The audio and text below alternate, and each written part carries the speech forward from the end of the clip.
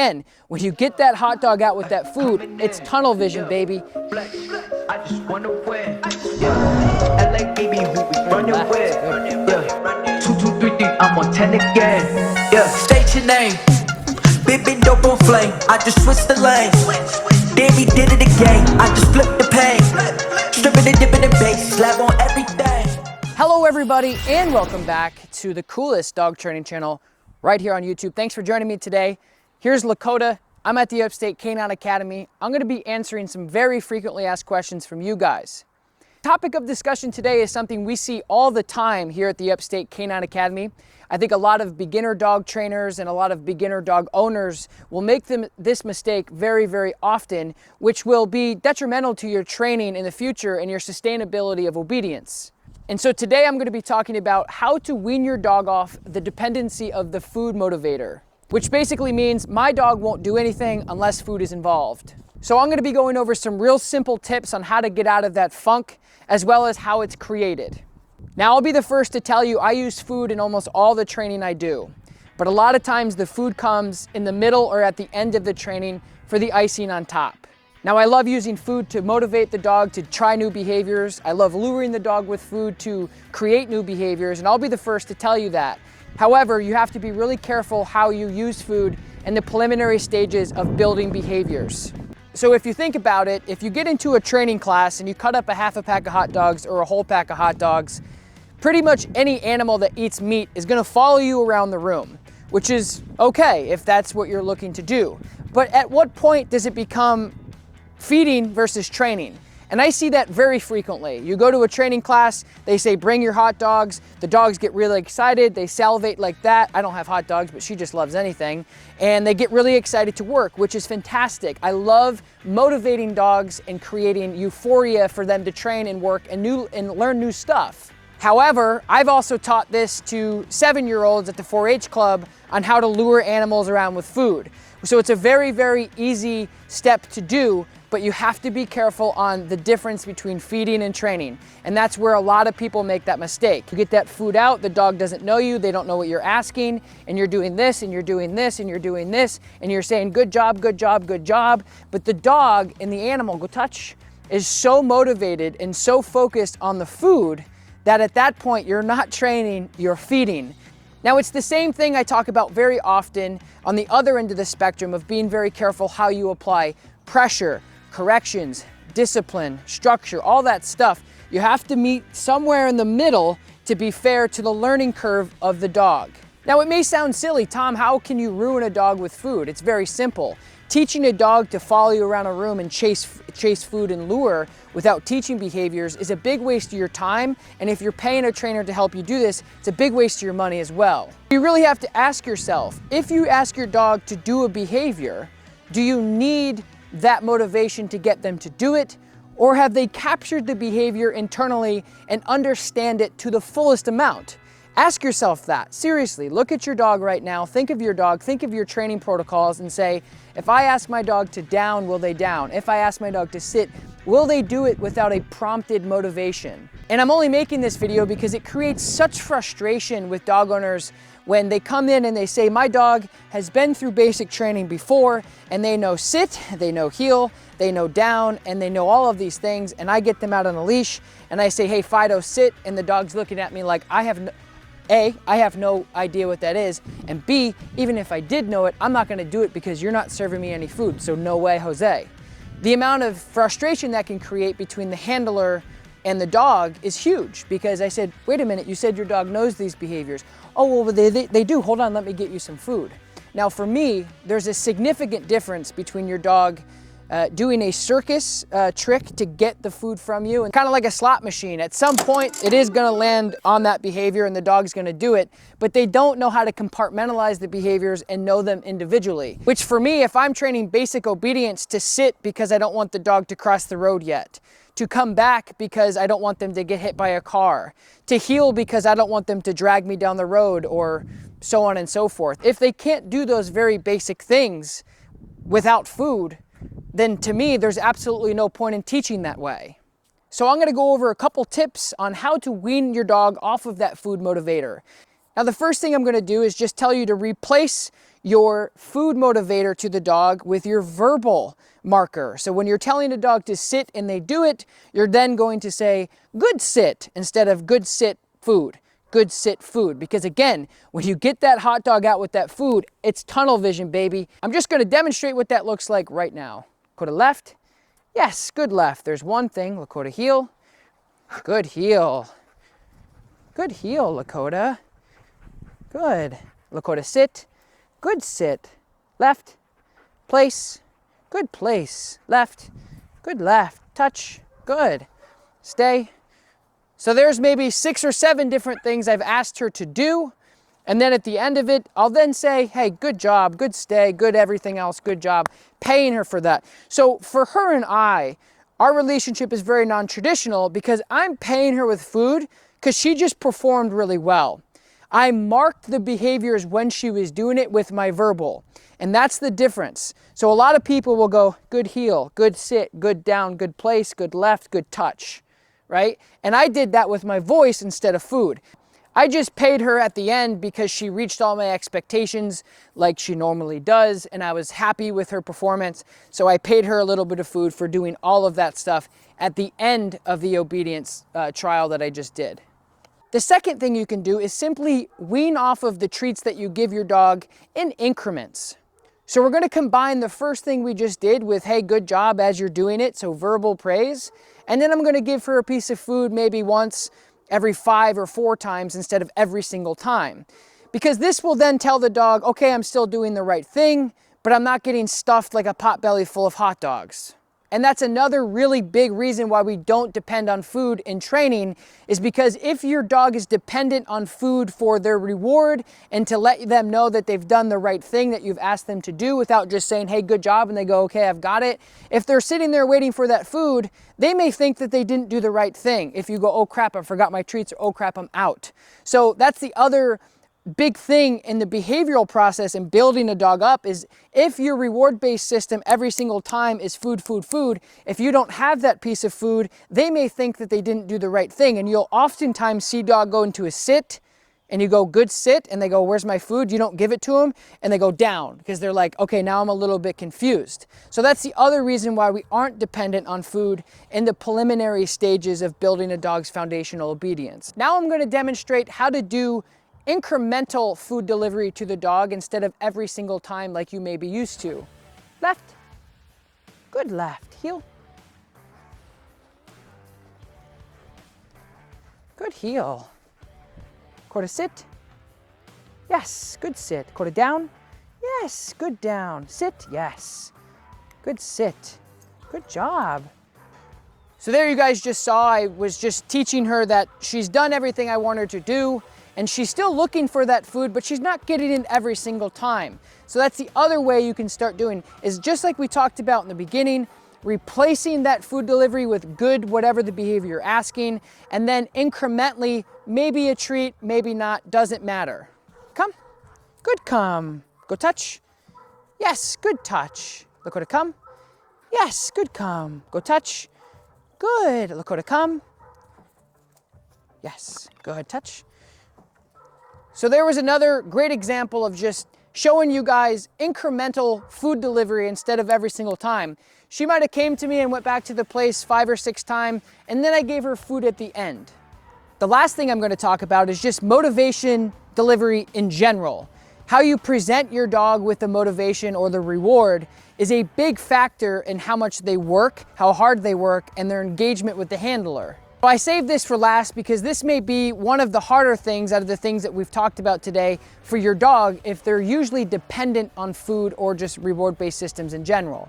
So what you're gonna do is you're gonna take your food, so the dog knows that it's here, right? And then what you're gonna do is I'm gonna do this a couple different ways just to get creative with you guys, because I want it to be scalable to everybody, and I want you guys to be able to apply it to almost any situation. Not even if your dog's dependent or not. This is just a great opportunity for you to switch up your deliveries to get the dog more focused on you instead of the food. So I'm just gonna take this food and this apparent napkin, I'm gonna put it here. Now, I'm gonna take one of the pieces of food out of this, and this is just kibble, by the way, and I'm gonna put it in my hand. So she knows the deal, but this is gonna be applicable to any dog. They're gonna be probably thinking that I'm gonna have to go from here to here, and then they're gonna be waiting for that transaction before they anticipate that payment. When in actuality, what I'm gonna do is I'm gonna pay the dog randomly, so she or he, depending on who you're training, realizes that it could come at any given time. And the most important thing is them focusing on the behavior at task and not the item that they're working for. Left. Good. Heel. Good. Bless you. Bless you, sweet girl. So the food is in my pouch. She knows the focused heel, so she's a little bit different. But the chances of the dog that's usually dependent on food looking at the pouch is likely. So the dog is looking. Left. Go to sit. Good, yes, good, touch. So it's a secondary source of food for the dog because she didn't know that I had it in my hand. So she's like, wait, you mean it doesn't have to come from here? So what happens is the dog just says, okay, I'm really getting paid for the task at hand versus go to left, heel, versus looking here, go touch. And that's really what matters to you as the handler. Now this last piece of training is a little bit more advanced. But if you want to take your engagement to the next level and trying to separate the motivation from the actual behavior, here's what I suggest. First and foremost, to get a little bit more advanced in training, you have to use a little bit more training tools or equipment.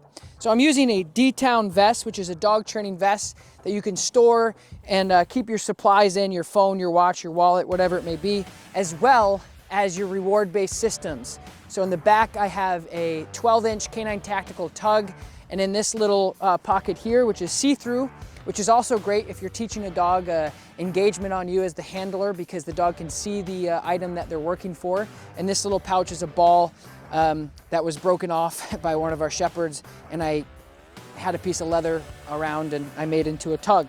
So now I have 3 motivations on me. I have food here in the front, I have my ball on a tug here, and then I have my normal tug in the back. And now the advanced step here is what I would call maybe motivational proofing. I don't know, I just made it up. But what it does is she knows that there's gonna be many different items for her to choose from or get paid all together. So what she knows is there's 3 different ways for her to get paid, and she loves them all. And so I'm gonna proof her throughout this process to pay her when she's actually paying attention to me and not the item at hand. And so she's a little bit more advanced because she's my dog and I've been working with her since she was a puppy, but I just wanna show you how you guys can recreate this at home. She's out of practice. I don't train her every day, but in videos like this, when we're in quarantine and we don't have a ton of dogs to choose from like normal, I'm gonna be using her as a demonstration. So my goal is going to be getting her out and then offering her a reward on the ground without releasing her, so she can't really get it.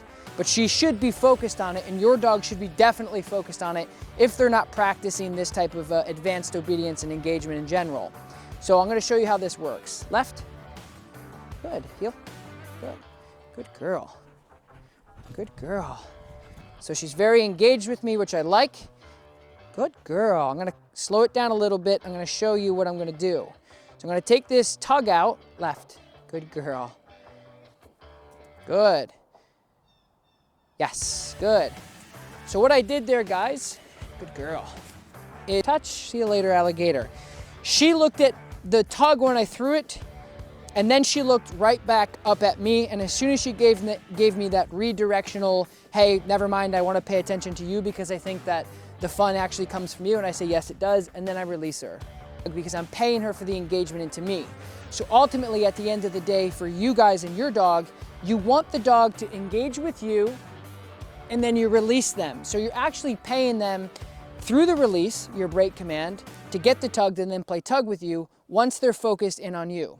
I'm gonna take that a step further. I'm gonna pay her from me. So I'm gonna throw the tug and I'm gonna get the other tug out, but I'm gonna ask her to do a little bit more obedience, a little bit more advanced. So I'm gonna ask her for a little bit more focus here, a little bit advanced, a little bit of everything. Left, good, heel.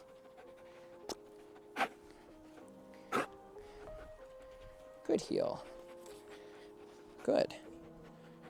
So I'm gonna take that tug, left. I'm gonna ask her to do some obedience first. Good, good girl. She's looking at me, she's expecting this reward, yes. and I'm paying her there. What I did, just to run you through, is she was expecting this because she can see it. She knows it's there. She's a clever girl.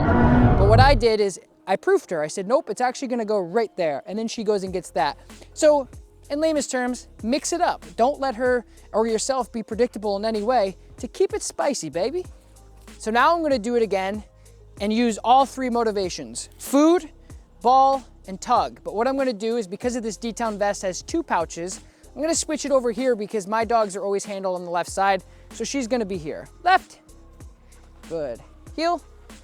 So I'm gonna proof her with my hand in this pocket, which her assumption is then gonna be, okay, the ball's coming out of the right hand. Good.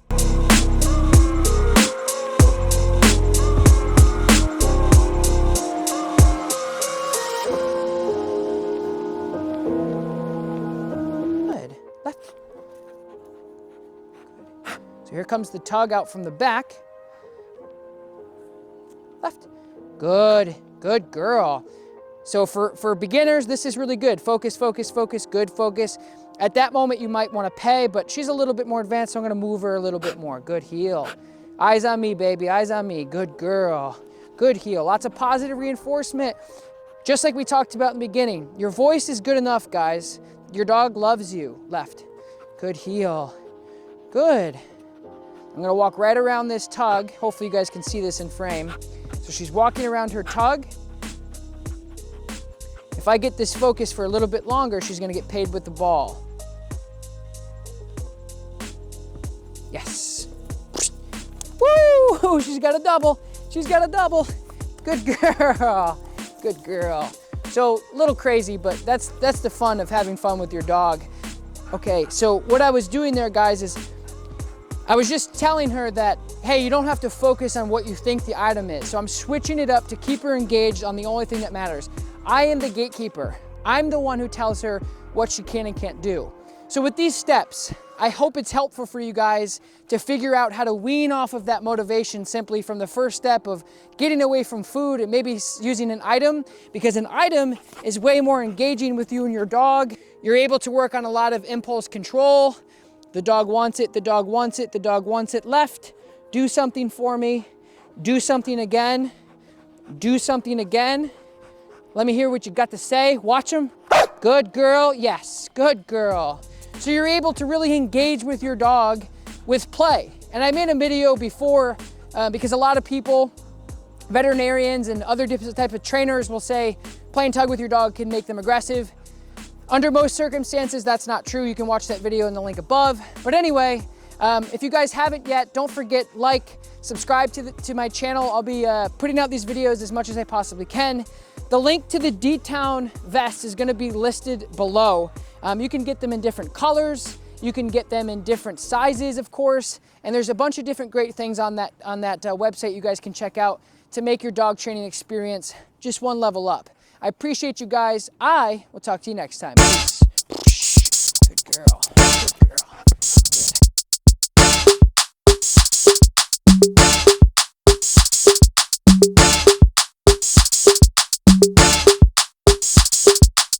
And it's a ticket talking Mazda for the biggest. That's a comma and a comma and a comma. Gotta get it. And it's a ticket talking Mazda for the biggest. That's a comma and a comma and a comma. Gotta get it. And a comma and a comma and a comma. Gotta get it.